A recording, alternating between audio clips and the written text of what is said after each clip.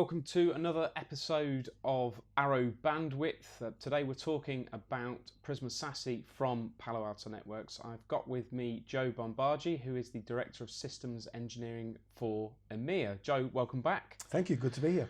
Now, I've heard a lot about ZTNA and more sort of specifically ZTNA 2.0. What is that? Is that a new version? Yeah, it's a good question.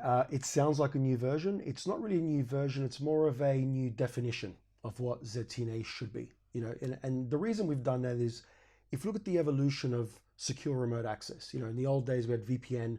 VPN was somewhat effective in creating some kind of secure connection between a user and a network. And once they were authorized, they were effectively on the network.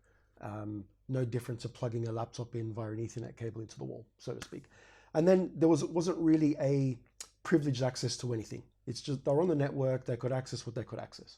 So the evolution of ZTNA was really about how do you control or put more controls in place to make sure rather than connecting users to a network, you're connecting users to a service or an application, effectively restricting the access to what that user should or shouldn't be able to do. So ZTNA or Zero Trust Network Access was a great evolution of remote access via VPN, to achieve that goal. The problem is, obviously, things have changed a lot, especially in the last few years. The attack surface is now huge compared to a few years ago. Even up until a few years ago, we were still architecting networks where we assumed the user would be in an office, which was protected by a firewall, which had a secure connection from that office to a data center, which had a cluster of firewalls, and we would secure access there. And then if users were going on to internet or SaaS or cloud, it was usually a backhaul on the back of this supposed, secure connection into a data center. Now, when we think about the attack surface being users being anywhere, maybe still in an office, maybe at home, maybe in an airport, and applications being everywhere. Could be an on-prem data center, could be SaaS, could be cloud, or it could be internet. You need to think about things very, very different. You've kind of got this matrix of any kind of user in any location, any network, any application. And when you think about how do you secure that, that's really difficult if you try and use legacy approaches to achieve that goal. So the idea of ZTNA or ZTNA 2.0 was really about making sure that our customers put security efficacy first. And I know we've discussed this before. We always, Palo Alto's approach is security first and everything else should fall into place, on the back of that. So with ZTNA, what we're really trying to do here is make sure that our customers and our partners understand that ZTNA 1.0, if we can call it that, was a big step forward, but has gaps. Now, what are those gaps? If we think about ZTNA being about, privileged access, are we saying it doesn't achieve that? Not really. We're just saying that it should achieve it in its maximum capacity for all use cases. Now, if we talk through some of those gaps, perhaps, and we had a brief chat about this earlier. Now, with ZTNA 1.0, we spoke about privileged access. Now, what really happens in the real world, it sounds great when we say we're going to have a user authenticate against something. Let's just say there is some kind of security broker which checks certain aspects of a user, certain credentials, to say, does this user have appropriate access privileges to access application X? Okay, that sounds great, right? That's what we want to achieve. But then when you start lifting the hood and looking below and understanding, well, okay, what are those credentials? What does privileged access really mean? And that's where we need to start really understanding, okay, if we say user X can get access to application Y, what is application Y? What is the real definition of that? And if you start thinking back to Palo Alto's heritage on what we call App ID, and for those that don't know, App ID really is Palo Alto's very deep level understanding of applications. Kind of what made our next-gen firewalls famous in the early days. We did application level security on our firewalls, whereas legacy firewalls were pretty much based on, IPs and port ranges, which is not granular. And today, nothing has changed. Palo Alto's App ID engine, our Content ID engines, our Device ID engines, and so on, means that when a user is authenticating, we're making sure that what we give them privileged access to is true. No more, no less. And that can only happen when you've got a very deep level definition of what that application is. Alternative ways of achieving that is to say, okay, we want to create a policy for some kind of application. Now, if that product is defining that application by a group of IP addresses or ports, you're effectively achieving full access to the network. Try and define today's modern web applications. Is that one IP or one port? No, it's tens, could be hundreds. So what happens at the operational level, security operations or network operations, people start opening up more and more IPs, more and more ports, and before you know it, that user effectively has access to the network. What does that sound like? Legacy VPN, right? Do you know what I mean? Yeah. So this privileged access is a big part of ZTNA 2.0, and what we're trying to say here, it needs to be really, really granular if it's going to be true. The other thing is this concept or this notion of allow and ignore. Now, what do we mean by allow and ignore? What we're saying here is some security solutions do a good job of authenticating the user. Everything checks out, correct user, correct compliant device, and that user, yes, has access to whatever that application or service should be. The problem there is that once they authenticate that user is assumed to be secure for the life of that transaction. So allow and ignore means at time of authentication, you're good. We're going to let you, David, access that particular application, and we kind of like you and we trust you, and we're going to assume that everything you do from this point forward is going to be safe and secure. Now, of course, in the real world, we know most breaches happen from within. They're not always malicious, sometimes accidental. Sometimes users do silly things. So how can we rely on a technology to make sure that we're continuously checking that things are as they should be? So from that, we talk about continuous security inspection. Again, I mentioned earlier on that our approach is security first. As you know, we've got many years worth of experience on creating advanced security mechanisms.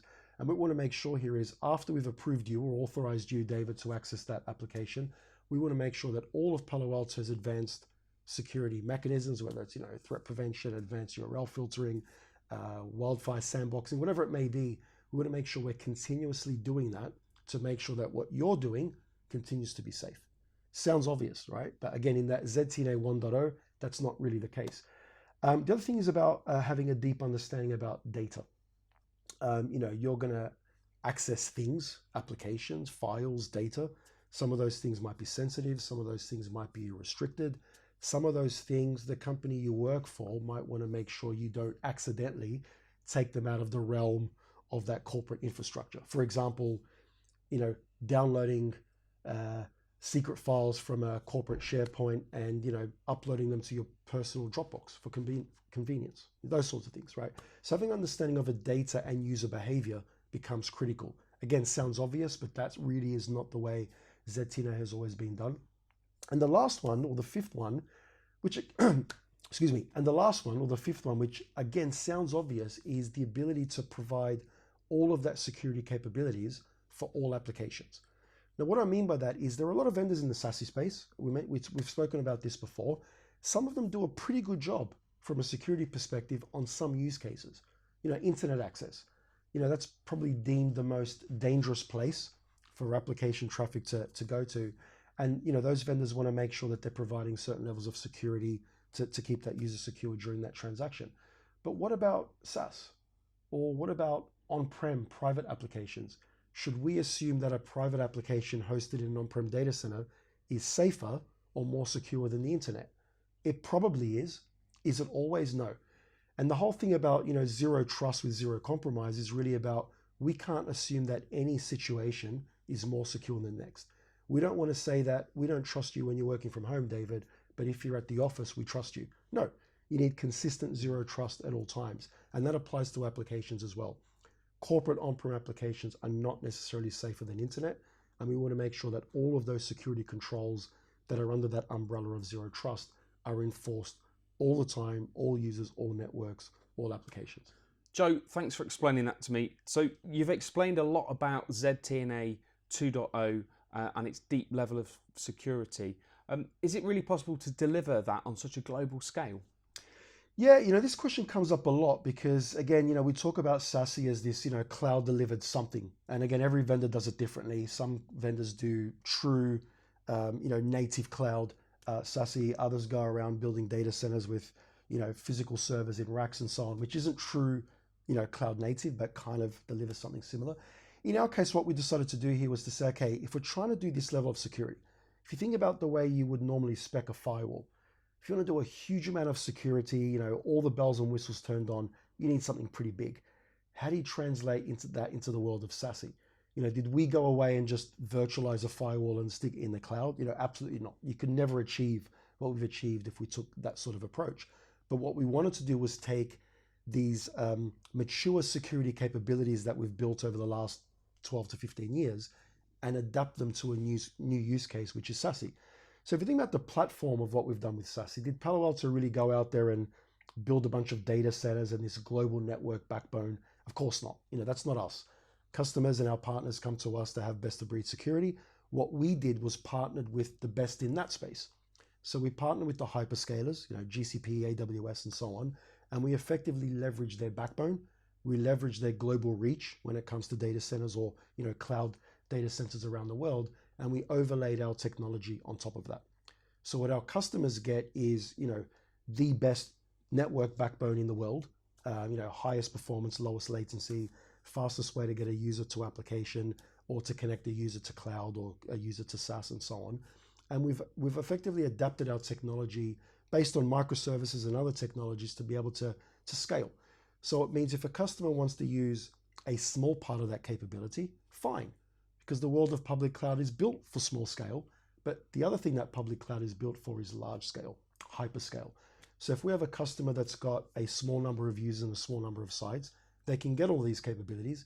If we have customers with hundreds of thousands of users and thousands of sites, and by the way, we have those, they can also use the very, very same architecture, the very, very same platform with the very same capabilities. It's really just a case of scale.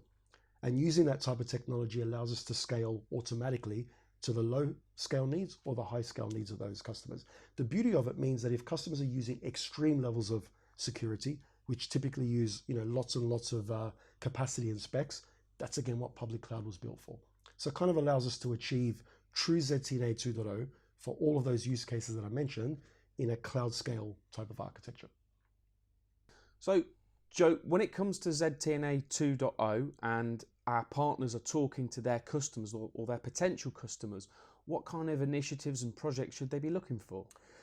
This is an important one because one of the things we find is that, again, a customer has a problem and we all do our best to solve that problem as quickly and often cheaply as possible, right? Which is great, nothing wrong with that if it does the job. But then those problems don't stop and they keep evolving. And we sort of touched on it earlier on around putting a platform in place which is future-proofed for many use cases. But the main probably 3, maybe even 4 to really listen out for is, ZTNA, we've spoken about it a lot. All of our customers have some kind of ZTNA initiative that they've either done or either looking to do. Usually it will be led by VPN replacement. Earlier on we talked about how VPN kind of led to ZTNA 1.0 and now 2.0. So any customers with legacy VPN solutions, they're looking to replace them. They want something that is more scalable, something that performs a lot better, something that allows their users to be anywhere in the world and effectively have the same experience with always consistent security. So VPN replacement is a big one. Proxy replacement. There are a lot of customers out there with legacy proxies. Usually those proxies are sitting somewhere in a data center, and usually users, potentially all around the world, are accessing a data center, hitting a proxy, and then going out to the internet. I mean, it's certainly not secure, or the most secure way of doing things. Certainly doesn't give users the best performance, and it's certainly not scalable or elastic. So that approach is pretty big. So any initiatives around proxy replacement, customers trying to go towards cloud delivered secure web gateways is a pretty big one. And the third one, which is probably, I don't want to say flavor of the month, because there's a lot of flavor of the month, but certainly top of the agenda is CASB solutions. So CASB being cloud access security brokers.